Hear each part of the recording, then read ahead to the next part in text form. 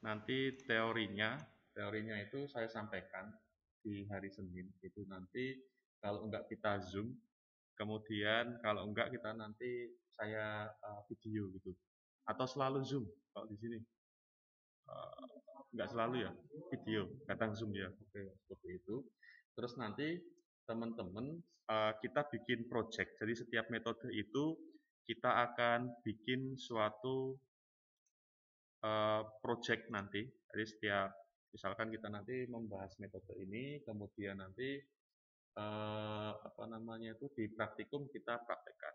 Untuk yang paling dasar nanti kita akan menggunakan Excel terlebih dahulu gitu. Jadi kalau menggunakan Excel nanti paling mudah ya.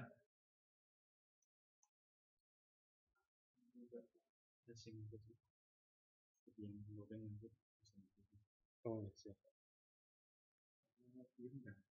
Enggak, tak rekam. Nanti biar oh gitu. Oh ya siap siap Pak. Kalau sudah terlanjur oh gitu. Oke.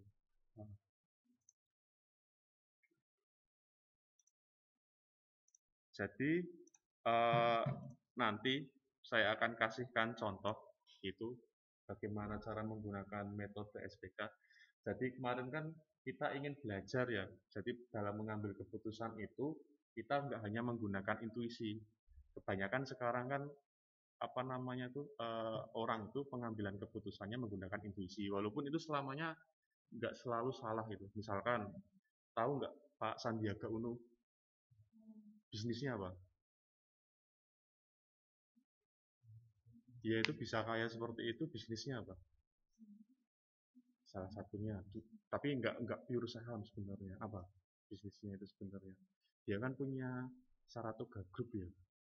Saratoga Group itu bisnis utamanya adalah membeli perusahaan-perusahaan yang hampir bangkrut, kemudian disehatkan lagi.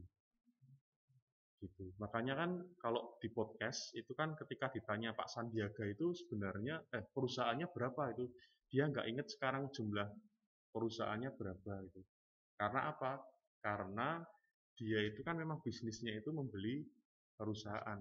Tapi nggak semua perusahaan dia beli. Karena kan dia harus menjualnya lagi atau mensahamkannya lagi ya. Itu jadi ketika beli dia juga harus memperhitungkan apakah perusahaan ini itu bisa disehatkan atau enggak. Itu sebenarnya seperti itu. Jadi kalau teman-teman itu kalau awal itu kan dagang ya jual beli. Tapi nanti kalau teman-teman punya bisnis sudah naik itu kan mainnya investasi pasti ya kan, mainnya investasi. Jadi ada apa namanya itu ada sebuah apa namanya sebuah kata-kata mutiara katanya sih.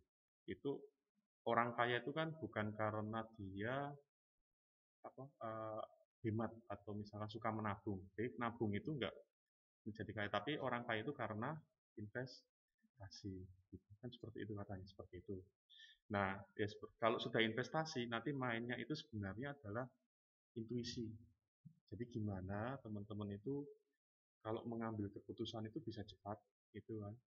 Apalagi kemarin saya bilang kan yang misalkan pernah main saham atau forex, tapi itu kan misalkan jual atau belinya itu kan harus cepat gitu ya. Itu kan sebenarnya intuisi. Tapi kalau sekarang, zaman sekarang itu nggak cukup dengan intuisi. Intuisi itu kan artinya kan cuma mengandalkan apa namanya itu pengalaman dulu ya. Sudah pernah belajar sistem pakar? Oh belum. Kemarin berarti saya terangkan sistem pakar belum ada gambaran. Jadi belum kan kalau sistem pakar itu teman-teman ada nggak? Ada yang pernah main saham nggak atau investasi belum? Jadi ada binomo itu nggak apa-apa lagi ngetren soalnya. Nah ada saya pernah dulu kasih tahu sama temen. Jadi itu sudah ada yang ngitung ya. Jadi dia tahu kapan jual dan kapan beli itu. Nah sebenarnya kan dia itu kan dia bisa membuat aplikasi itu belajar dari seorang pakar. Itu jadi kecerdasannya pakar itu dipindahkan ke dalam aplikasi ini. Nah, itu salah satu teman-teman nanti skripsi itu salah satu topik yang menarik itu. Kalau kebanyakan sekarang sih pakarnya itu adalah dokter gitu. Kemudian apa namanya itu ahli kesehatan dan lain sebagainya. Misalkan bikin sistem pakar, kalau teman-teman cari di apps apa namanya di Play Store itu kan misalkan untuk membantu diet, ya kan. Bahkan iklannya ada kan turun 5 kilogram tanpa harus olahraga itu. Ya enggak? Ya enggak, tapi ke belakang terus. Itu kan ditok kan karena keluaran terus sampai kurus kan cairannya. Ya turun berat badannya bener itu. Itu tanpa olahraga. Itu kan sebenarnya yang buat aplikasi itu dia belajar dari, kalau yang beneran loh ya, dia itu belajar dari pakar gizi. Dulu ada mahasiswa saya buat seperti itu, dari pakar gizi. Nah, itu salah satu modelnya sistem pakar. Artificial intelligence misalkan pakai ANN gitu kan. Kalau pakar tadi kan kita memindahkan kecerdasan, ya kan. Tapi kalau ANN itu belajar dari data-data masa lalu. Jadi fokusnya adalah data. Ya ini yang lagi ngetren sekarang. Misalkan kalau apa namanya tsunami, kalau tsunami nggak bisa diprediksi ya. Kalau gempa itu kan sebenarnya bisa kalau sekarang ya. Gempa itu jadi ada data-data gempa, nanti kita itu bisa tahu itu kapan sih sebenarnya magnitudo gempa itu yang paling tinggi. Kalau tsunami itu sepertinya belum belum ada sih. Kalau gempa kayaknya sudah gitu. Atau misalkan apa namanya ini yang suka main apa PES siapa? Ada yang suka sepak bola. Nah, kalau sekarang kan itu kelihatan banget misalkan ada seorang pemain yang mau diberi klub, itu kan dia pengamatannya panjang. Dilihat itu datanya biar nggak gagal gitu. Ya kan? Misalkan seperti Halan itu kan dulu yang lagi naik ya atau Mbappe itu kan dulu sudah diamati misalnya sama Manchester United. Jadi datanya itu itu data. Tapi kalau pakar itu enggak. Jadi dia tahu begitu dia lihat itu langsung tahu oh ini kemungkinan akan jadi pemain hebat. Itu pakar. Gitu. Kok bisa? Ya dari misalkan kakinya, tendangannya dan sebagainya bisa. Tapi kalau data masa lalu tadi dia dilihat dulu, oh kalau apa, modelnya seperti ini itu dulu itu seperti ini, modelnya seperti ini dulu seperti ini. Atau misalkan kalau kemarin saya bilang ada seseorang itu mau mendirikan waralaba atau pasar atau minimarket gitu kan. Nah, kalau pakar itu dia begitu melihat lingkungannya itu dia akan langsung tahu. Pernah nggak ada seperti itu? Misalkan temen yang rasa kewirausahaannya tinggi gitu, pernah diajak, terus misalkan dia lihat, oh, nek aku dodolan ning kono iki ra payu. Punya teman seperti itu enggak? Karena dia memang sudah pengalaman wirausaha. Aku nek dodolan ning kono ki enggak payu itu mesti. Ngopo akeh jine ya. Nah, itu beda lagi gitu. Nah, itu sebenarnya kan dia pakai intuisi kepakaran gitu. Tapi ada juga yang dia itu berdasarkan data-data itu harus misalkan dicari dulu misalkan oh di sana itu sebelum memutuskan itu kan sebenarnya dia melihat kan di sini itu pesaingnya berapa ya kan kemudian penduduknya padat nggak sih jangan sampai seperti saya katakan tadi ketika mau mendirikan minimarket dekat kuburan nah, siapa yang mau beli ya kan gitu yang itu penduduknya padat tetapi orang-orangnya di situ nggak suka belanja sama jalan ya kan gitu jadi pulang masak sendiri terus pulang masak sendiri dan selesai gitu. Penduduknya padat suka belanja tapi tingkat pendapatannya gajinya itu rendah ya sama aja pulang ke minimarket mau beli makanan nggak punya uang terus ngutang kan rugi juga ya enggak gitu. Jadi data-data itu harus dikumpulkan semua nah nanti kita baru tahu apa namanya itu mana sih yang lokasi yang itu bisa didirikan minimarket. Nah, contohnya seperti ini. Dalam sistem pakar itu ada dua yang penting. Maaf, ada tiga sebenarnya yang penting. Yang pertama adalah ini kuncinya sistem pendukung keputusan itu kuncinya cuma ini. Satu, tujuan. Jenengan mau ngapain? Gitu. Kalau di riset operasi sudah pernah riset operasi mata kuliah operation research OR belum? Oh, jadi kalau tujuan itu kan biasanya ada dua, mau memaksimalkan atau meminimalkan, biasanya seperti itu. Dua tujuan itu cuma dua. Kalau jenengan dagang itu kalau mau kan jenengan kan cuma ingin memaksimalkan keuntungan, ya, atau meminimalkan biaya produksi. Kuncinya untuk mencari laba kan seperti itu kan, mau maksimalkan keuntungan atau minimalkan biaya produksi. Yang lainnya nggak ada. Bener nggak? Mau maksimalkan keuntungan atau minimalkan biaya produksi. Gitu. Nah, kalau mau memaksimalkan keuntungan, artinya apa? Berarti faktornya itu kita harus, jadi keuntungan itu harus kita buat sebesar mungkin. Ya kan? Berarti kan fungsinya maksimasi sebenarnya, besar mungkin.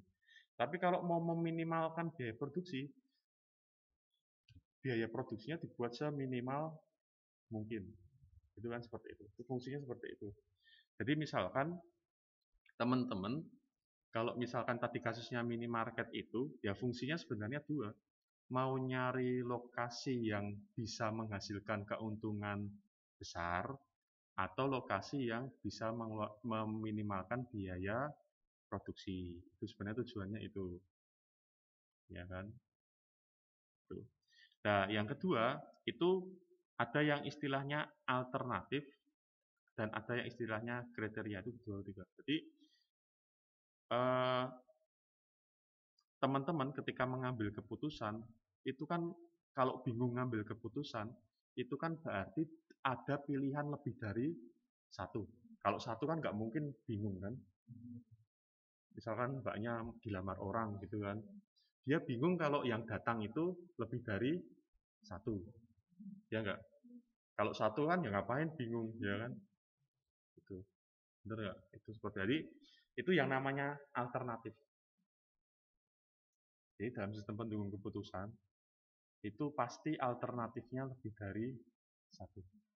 Nah, misalkan Mbak, kalau jenengan alternatifnya cuma dua, gampang nggak milihnya? Gampang kan? Cuma dua. Kalau tiga kan juga gampang kan? Milih helm tiga. Kemarin kan dua-dua kan? Klasel ya. Disuruh tiga ya kan? Mau yang mana helmnya gitu kan? Jadi kalau cuma tiga kan gampang ya, tinggal dilihat, lihat. Ya kan gitu. Tapi kalau alternatifnya banyak, itu kan yang jadi masalah. Misalkan di Unjani ingin menyeleksi beasiswa untuk mahasiswa Unjani. Kalau cuma 3 orang yang diseleksi, gampang tinggal dilihat aja. Oh ini. Tapi kalau yang diseleksi ribuan, kan jadi susah. Nah itu pertama. Yang kedua, ketika jenengan menyeleksi, mau mengambil keputusan, itu pasti ada kriteria. Itu pasti. Ya nggak, masa menyeleksi nggak punya kriteria. Aku sono apa anane lah ikhlas gitu. Kan nggak mungkin. Ikhlas nggak seperti itu. Nah, iso ya ganteng, sugih, baik hati, sayang mertua, mirip opa-opa Korea. Ya kan berarti punya kriteria kan? Itu. Nah, itu di dalam sistem pendukung juga seperti itu, ada kriteria. Jadi ada alternatif, ada kriteria. Nah, kriteria itu ada yang model kriterianya itu terbatas, ada model kriterianya itu yang dia itu kita nggak ada batasan, nggak ada banyak itu. Itu yang namanya multi kriteria. Itu. Nah, seperti itu. Nah, kalau misalkan alternatifnya sedikit dan kriterianya sedikit, itu kan gampang ya menentukannya. Alternatifnya cuma dua, kriterianya cuma yang penting itu setia, apa namanya, punya pekerjaan dan sayang orang tua. Dah, itu kan gampang. Karakternya cuma tiga. Tapi kalau misalkan menentukan beasiswa tadi kan alternatifnya banyak. kriterianya juga syaratnya kan semakin banyak. Karena itu kan nggak bisa dihitung, dilihat manual. Itu makanya harus dihitung menggunakan aplikasi. Gitu. Ini ibaratlah ini alternatif. Alternatif itu ada A1, A2, A3. Gitu. Alternatifnya itu cuma 3 sih sebenarnya. Ini kriterianya ada 5, ada kriteria 1, kriteria 2, kriteria 3, kriteria 4. Sebenarnya seperti ini, alternatif, kriteria. Gitu. Contoh, ini ada aplikasi yang sudah jadi ya. Nih. Nah, ini tadi menentukan tujuan. Mau apa kasusnya? Misalkan menentukan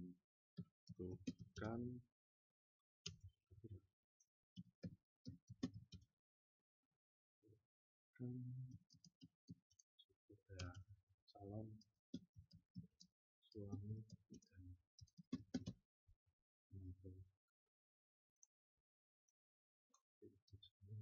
misalkan punya kriteria apa aja Mbak? Berapa?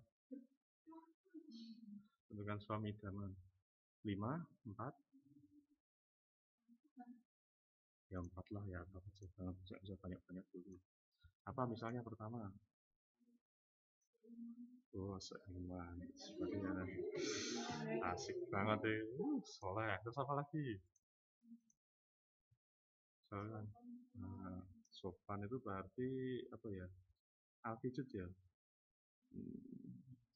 Altitude. Oh, tingkah laku gitu ya. Tingkah laku. Terus apa lagi? Bobotnya, bibitnya enggak? No, pekerjaan. Terus apa lagi? Satu lagi. Suka cinta alam dan kisah yang sama manusia. Patriot yang kesatria enggak? Nah, misalkan yang terakhir itu nah, laku pekerjaan terus misalkan fisik. Mungkin dia nggak suka dengan pinginnya yang kayak opa-opa Korea kan. Oke, alternatifnya apa misalkan? Alternatif itu misalkan namanya Joni, ya, Jono, terus Janu, terus siapa lagi? Jumarin, terus satunya lagi Aris. Bukan Pak Aris loh ya. Oke, nah ini sudah jadi tadi nanti ini namanya adalah kalau ini kan ini nggak usah lihat metodenya apa dulu ya. Sekarang kan kita kasih nilai aja gitu. Nah ini di sini misalkan ya mbaknya itu antara tingkah laku, misalkan antara soleh dan tingkah laku, antara tingkah laku dan solehnya itu penting yang mana? Antara tingkah laku dan soleh itu penting yang mana? Misalkan kan ada kan punya banyak kriteria kan pasti ada yang tingkat prioritasnya kan gitu kan. Ada yang gantengnya nomor 1 tuh ya kan, ada yang misalkan pekerjaan, oh sebenarnya pekerjaannya itu kan ada ketika mau memutuskan ya kan ya, misalkan bandingannya misalkan lebih lebih banyak solehnya, kalau lebih banyak solehnya itu berarti misalkan 1,3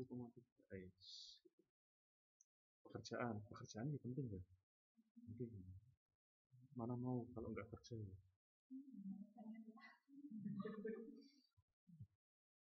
Misalkan pekerjaan aja pekerjaan kita isi awal fisiknya misalkan 1,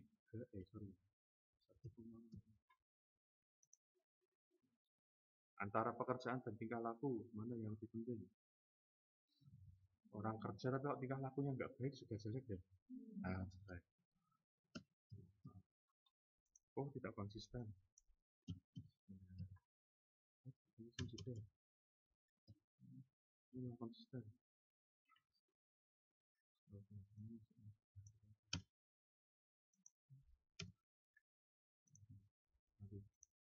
Soalnya gini datanya juga ngawur. Nice konsisten. Nah, sekarang ini prioritas.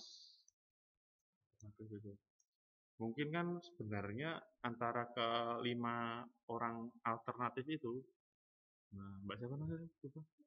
Mbak Firda itu kan dia sebenarnya pinginnya itu Jono gitu. Mungkin ya kan. Tapi karena kondisi harus apa namanya pertimbangan orang tua juga dan lain sebagainya, jadi nggak bisa seperti itu. Jono itu dengan Joni itu solehnya mana, soleh mana? Ini kan untuk soleh dulu ya. Soleh, soleh Jono salah satu. Janu dengan Joni, tapi cara ngitung soleh itu gimana ya? Kurang lebih kan.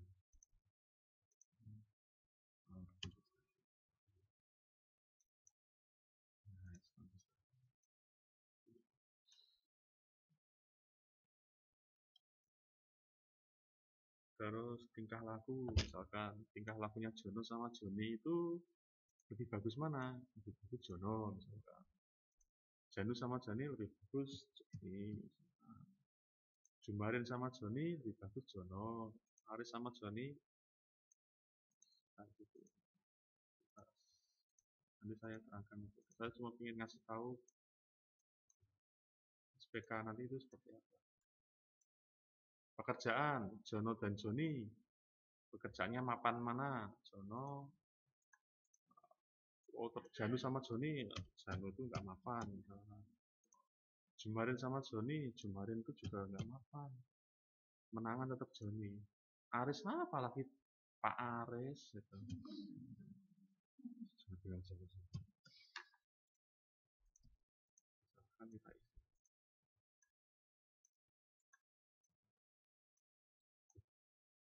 konsisten.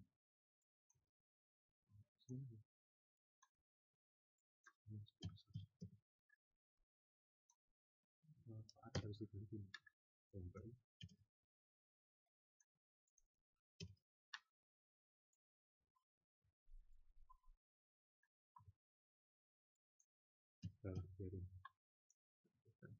Soalnya katanya juga ngawur. Fisiknya Jono itu lebih ganteng.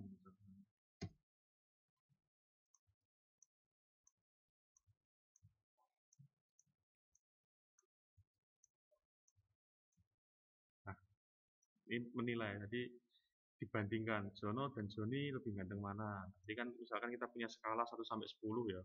Oh lebih ganteng Jono, maka kita isi 6 untuk Jono. Tapi untuk perbandingannya untuk Joni berarti dia mana tadi?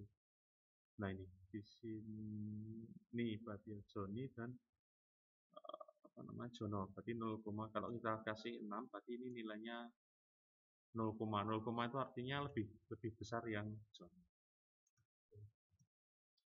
Tapi nggak usah mudeng dulu nggak apa-apa. Yang penting sampai seperti ini. Nah dari situ nanti kita hitung pakai HHP misalkan ya, salah satu metode saja. Nah nanti kita bisa tahu kriterianya masing-masing. Dari sini. Jadi misalkan Joni itu nilainya sekitar sekian, Jono sekian, Janu sekian, Jumarin sekian, Aris sekian. Nah dari sini nanti kita tahu siapa sih yang punya skor paling tinggi. Ternyata Joni. Kalau di sini kan skornya paling tinggi kan Joni kan. Nah keputusannya kalau dari aplikasi ini itu Joni yang paling cocok. Seperti itu. Nah nanti kita akan buat model seperti ini.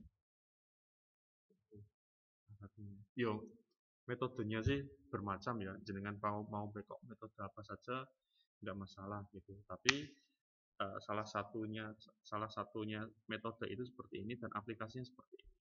Kalau cuma 3 orang itu kan gampang ya alternatifnya kecil. Tapi kalau misalkan banyak itu kan lebih enak seperti ini kan, menginputkan nilainya tinggal dihitung. Kalau pakai Excel juga bisa, tapi cuma kan ini lama gitu. Nah, itu adalah salah satu fungsi SPK. Saya cuma memberikan gambaran dulu pertemuan pertama ini. Misalkan lagi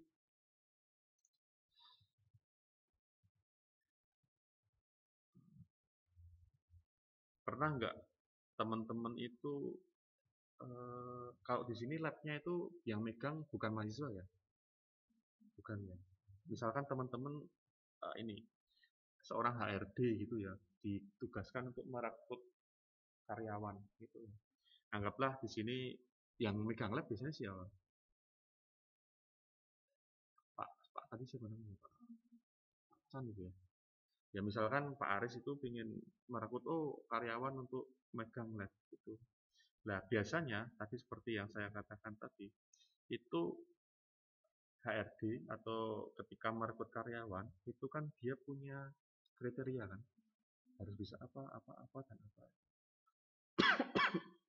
Misalkan kriterianya seperti ini. Misalkan ditetapkan ini umum, kriteria umum biasanya. Kalau jenengan nanti daftar PNS itu kan ada apa namanya syarat umum dan syarat khusus. Syarat umum itu yang semuanya harus punya, misalkan bertakwa kepada Tuhan Yang Maha Esa itu mesti harus punya, gitu kan. Warga negara Indonesia punya KTP itu syarat umum, ya kan? Itu.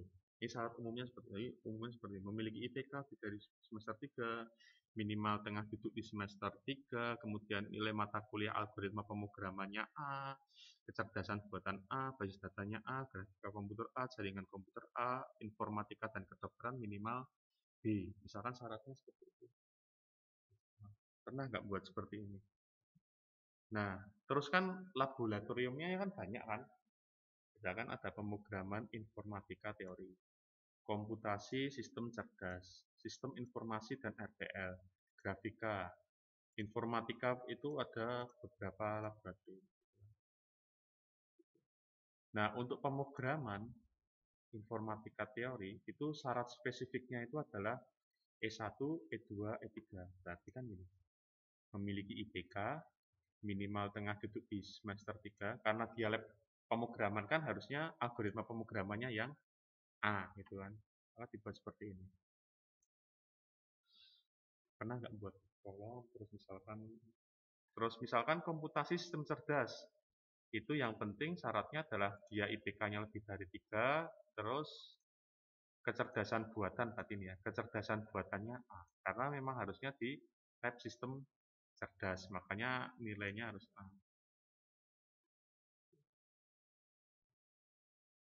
Kemudian grafika itu ya berarti minimal IPK-nya 3, terus nilai grafikanya yang A, ya kan? Ya, E6 itu kan nilai grafikanya A. Gitu. Nah, kalau dari sini kita lihat, berarti syarat yang harus dimiliki oleh pelamar itu yang wajib apa? Yang wajib harus dimiliki pelamar. E1 itu berarti IPK-nya lebih dari 3. Ya. Kalau dilihat itu kan gampang kan jadi ya. Berarti yang harus dimiliki semua pelamar itu IPK-nya harus lebih dari 3. Gitu. Nanti kan berarti kalau saya sebagai HRD-nya kan yang IPK-nya nggak 3, saya tinggal singkirkan, ya kan? Gitu. Nah, kalau misalkan apa namanya itu ada yang melamar informatika kedokteran, syaratnya yang khusus apalagi yang harus dimiliki informatika kedokteran? E8 ya. Berarti E8 itu adalah nilai mata kuliah informatika kedokterannya minimal B. Berarti kalau yang kurang dari B saya singkirkan lagi. Gitu kan? Terus yang lainnya misalkan kalau misalkan saya ingin melamar apa namanya itu jaringan gitu kan sudah spesifik ya tadi. Nah berarti yang harus dipenuhi adalah utamanya adalah E7, ya kan? Kan lebih gampangnya itu daripada saya nyari E2, kan nanti masih ada yang syarat lainnya E2, ya kan? Berarti E7 itu adalah mata kuliah jaringan komputernya A, yang lainnya saya singkirkan. Kan jadi lebih mudah ya. Yaitu yang namanya tabel keputusan. Itu gunanya untuk mempermudah kita mengambil keputusan misalkan terkait dengan rekrutmen, itu pemilihan apapun itu contohnya. Atau misalkan ini seorang apa namanya itu seorang dosen ini ya. Jadi dosen itu dikatakan kriterianya itu ada 5, yaitu sangat produktif, produktif, cukup produktif, kurang produktif atau tidak produktif. Jadi dosen itu dikatakan seperti itu. Nah, itu kriteria. Nah, atributnya untuk memberikan penilaian itu adalah jumlah karya ilmiah yang dihasilkan. Dosen itu kan tiap tahun harus tulis, setiap semester harus tulis karya ilmiah sebenarnya. Harus melakukan penelitian. Terus jumlah diktat, kemudian jumlah buku referensi. Nah, kalau misalkan dibuat ini kan, ini misalkan ini kan kriteria 1, kriteria 2, kriteria 3. Kriteria 1 berarti oh ini jumlah karya ilmiah, berarti ini karya ilmiah. Nek sangat produktif itu harus lebih dari 6. Ya kan? Tapi kalau tidak produktif itu 0. Kalau cukup produktif itu 3 sampai 4 aja cukup produktif. Nah, yang C2 ada yang C2 itu diktat. Diktat itu kalau dikatakan produktif itu minimal tuh 1 tahun harus 2 gitu. Ini 1 tahun. Terus misalkan kalau produktif juga 2 boleh, tapi lebih baik lebih dari 2. Yang lainnya nggak dipertimbangkan. Berarti yang syaratnya jadi dosen, yang mau jadi dosen, nggak. Jadi istrinya dosen.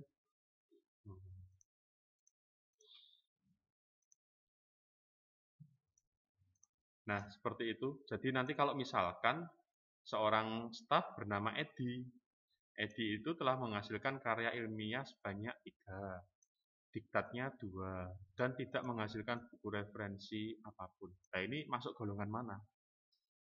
Karya ilmiahnya 3, 3 itu berarti yang mana? C1, C2, atau C3? C1 ya. 3. Terus diktatnya 2, 2 itu berarti yang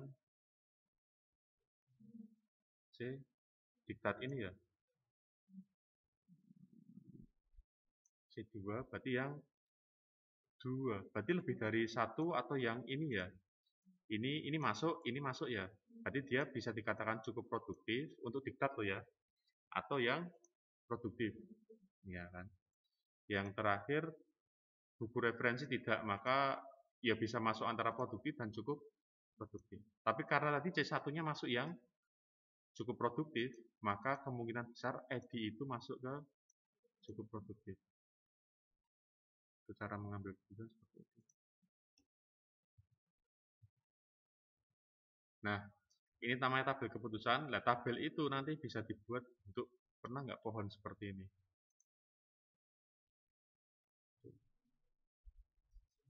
Nah, decision tree. Jadi seperti itu. Jadi nanti kalau C1 tadi kan apa? Jumlah karya ya. Jumlah karyanya itu 0 atau lebih. Ini kan cuma jumlah karya itu kan 0 atau lebih dari 6 saja, ya kan? Nah, maka dibuat seperti ini, 0 atau lebih dari 6. Itu. Ini juga 5 atau 6, ini 3 atau 4, ini 1 atau 2. Kalau lebih dari 6 nanti masuknya ke C2. C2-nya berapa misalkan? Dan seterusnya.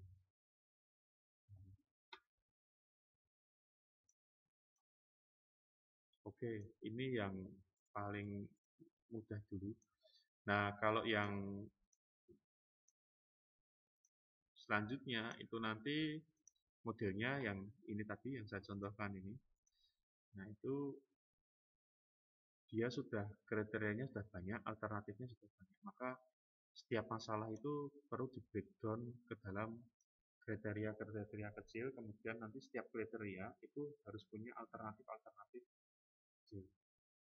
Karena ada kayak biasanya itu kan ada ini kan, ada apa namanya, seperti kalau ada masalah itu kalau nggak bisa besar, kalau nggak bisa diselesaikan maka dibuat kecil, diselesaikan kecil, kecil, kecil. Seperti itu sebenarnya bermirip. Makanya tadi ada tiga, ada tujuan, ada kriteria, ada alternatif.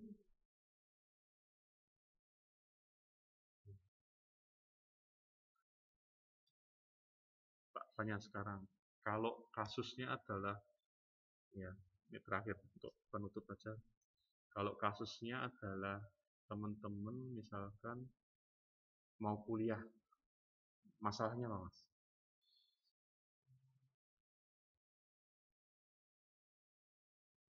Masalahnya apa? Kalau teman-teman ini kan udah kelas 3 ya, mau kuliah itu permasalahannya apa? Nah, itu termasuk kriteria masalahnya apa? Umum, yang global.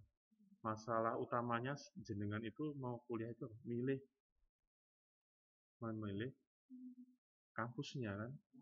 Iya kan? Bener nggak? Saya mau milih apa? Atau milih jurusan, ya kan? Oke, satu aja. Milih kampus atau milih jurusan? Jurusan. Oke. Terus kriterianya apa untuk milih jurusan masnya misalkan? Akreditasi, apalagi dulu kalau mau milih jurusan itu apa pertimbangannya? Akreditasi, terus apalagi? Ya bisa dibantu mbaknya. Kalau milih jurusan itu pertimbangannya apa? Akreditasi, terus hmm, apalagi? Nggak apa-apa, samakan aja dengan milih kampus juga nggak apa-apa lah. Jarak bagi jenengan pertimbangan nggak? Misalkan jauh gitu atau dekat, saya mau kuliah yang dekat aja atau yang jauh aja, pertimbangan nggak? Ada yang ada nggak ya jarak itu menjadi pertimbangan? Ada, jarak bisa jadi pertimbangan ya. Terus apalagi? Kendaraan itu nanti terkait dengan jarak. Ayo, kalau mau milih apa mbak? Kalau milih kampus, ketika milih kampus kemarin jenengan apa pertimbangannya atau kriterianya? Tadi udah kan, akreditasi, penting memang akreditasi itu. Terus jarak apalagi?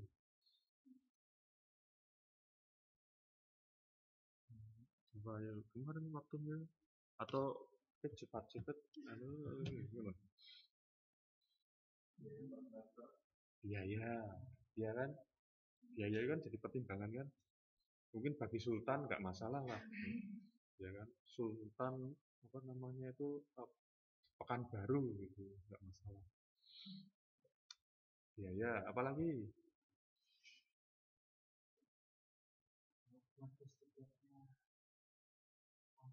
Nah, nggak apa-apa. Fasilitas, ya kan? Maksudnya kan ke fasilitas ya, fasilitasnya. Ya nggak mungkin kan nyari yang fasilitasnya cuma tersedia kamar mandi aja gitu kan. Fasilitas kamar mandi kalau bisa ya. Iya. Terus ada lagi? Hah? Boleh itu kalau misalkan kualitas lulusan, iya kan? Lulusan itu paling gampang dihitung dari masa tunggu. Kalau orang itu ketika lulus langsung dapat kerja, berarti kampusnya bagus. Tapi kalau dia habis lulus nganggurnya lama gitu, saya ingin menekuni nganggur saya dulu gitu kan. Ada nggak seperti itu? Ada punya cita-cita seperti itu? Nggak ada itu. Inginnya langsung kerja kan? Nah, itu kan berarti kampusnya nggak bagus kan? Apalagi belum lulus, sudah ada perusahaan yang mau rekrut. Itu kan yang diidam-idamkan ya kan? Untuk milih kampus itu udah jadi nanti udah jadi kasus untuk jadi tugas besar nanti. Nah, sekarang lagi kalau mau apa namanya itu eh, memutuskan milih kampus sekarang untuk milih misalkan objek wisata yang mau dikunjungi. Gini aja, untuk memilih karyawan. Kalau jenengan sebagai HRD, misalkan pengalaman kerja bisa, apalagi pendidikannya, terus diukurnya dari apa kalau kualitas itu? Nah, diukurnya dari apa lagi kalau kinerja? Yang bisa dilihat. Ayo, udah pernah ada yang lamar kerja belum? Belum ada? Udah pernah. Biasanya suruh ngumpulin apa aja? Apa aja? Biasanya suruh ngumpulin apa? Kalau misalkan itu bisa dilihat dari banyaknya sertifikat, ya kan? Berarti kan dia menunjukkan kualitasnya atau enggak kan? Terus apa lagi? Oh, enggak, kalau itu kan tahapan. Apa? Biasanya kalau orang nyari, misalkan saya seorang HRD itu pengen ngerekrut itu, skill itu kan dari sertifikat tadi, banyaknya sertifikat. Yang lainnya, lulusan, kayak lulusan kan mau kerja. Biasanya dilihat dari yang tadi, Anda milih kampus, tadi kan? Milih kampus, faktornya yang pertama, bukan. Nah, kalau orang nyari kerja berarti yang dipertimbangkan lagi akreditasinya juga kan. Nah, dia lulusannya itu kampusnya mana, ya kan. Terus lagi, apalagi yang dilihat dari seorang HRD, misalkan mau rekrut karyawan, ibaratnya dengan mau rekrut karyawan, kriterianya apa? Ya kalau di bank pengaruh tinggi badan. Tuh, misalkan tinggi badan, berat badan di bank pengaruh. Saya dulu pernah tes di BRI, tes pertama itu cuma dilihat gini aja, beneran. Jadi nanti lamarannya masuk, gitu kan, terus nanti diletakkan, terus dipanggil satu-satu. Itu cuma dilihat, oh iya, oh iya, oh iya. Sebelum saya apa kerja di bank nggak tahu fungsinya buat apa sih. Ternyata setelah saya masuk di bank, oh ternyata itu untuk melihat fisik, sikap. Jadi kalau jenengan masuk loh begini itu ya nggak boleh. Teller itu kan semuanya tegak, ya kan tegak harus tegak. Gitu. Penampilan, jenengan masuk cuma pakai kaos dan lain sebagainya ya nggak masuk. Gitu. Jadi tes pertama itu dilihat memang fisik, bagaimana apa namanya tuh aktif jenengan di situ. Nah, baru nanti tes administrasi itu. Apalagi yang paling penting ya, paling penting bagi seorang lulusan mahasiswa mau nyari kerja. Ayo apa? Masuk jenengan itu baik buruknya suatu lulusan itu dinilai dari apa sih? Dari baik buruknya mahasiswa. Nah, IPK ya kan? Masa orang HRD nggak lihat IPK-nya itu kan? Gitu ya kan? Ya barangkali ada perusahaan yang dicari karyawan yang IPK-nya jelek gitu. IPK bagus nggak masuk itu ada, itu juga ada. Seperti itu juga ada. Sekarang kalau tadi memilih prodi, memilih kampus, alternatifnya apa? Pilihannya apa? Alternatifnya. Alternatifnya kan berarti kampus-kampusnya kan apa aja. Jadi kalau milih suami ya Jono, Joni. Ya kalau milih kampus berarti kampusnya apa aja? Misalkan contoh Jani itu. Terus misalkan apalagi kampus di Jogja itu? UGM. Janganlah. Gantikan Unjani. Akakom. Akakom sekarang jadi UTDI ya, Universitas Teknologi Digital Indonesia. Universitas ya. Terus Universitas A, Mikom misalkan seperti itu. Iya kan?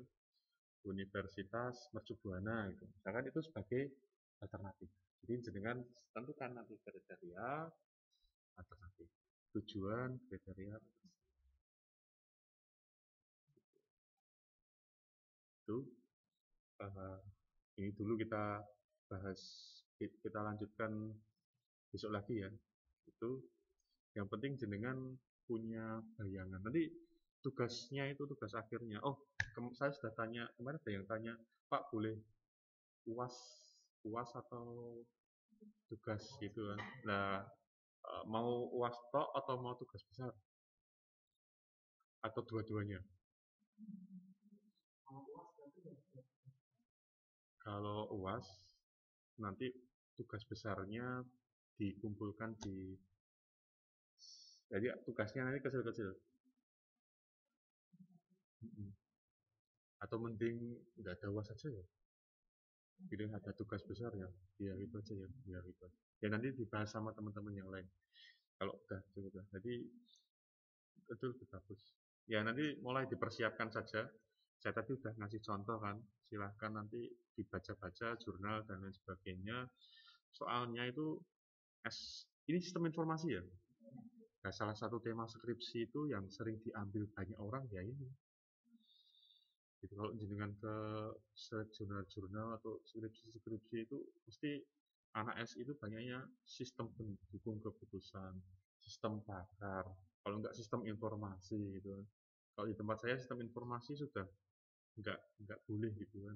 Jadi minimal harus sistem pendukung keputusan. Dan mulailah jenengan itu untuk mencari tema-tema untuk tugas besar. Siapa tahu bisa dilanjutkan untuk skripsi. Gitu. Jadi silahkan nanti kalau mau ditekuni, kecuali kalau kalau enggak sudah punya tema sendiri ya. Tapi kalau saya sarankan yang mata kuliah misalkan kayak sistem pakar, sistem mendukung keputusan itu ditekuni, siapa tahu bisa dilanjutkan untuk skripsi. Jadi mikirnya nanti enggak berulang. Itu saja. Oh, masih. Saya akhiri. Terima kasih. Assalamualaikum warahmatullahi wabarakatuh.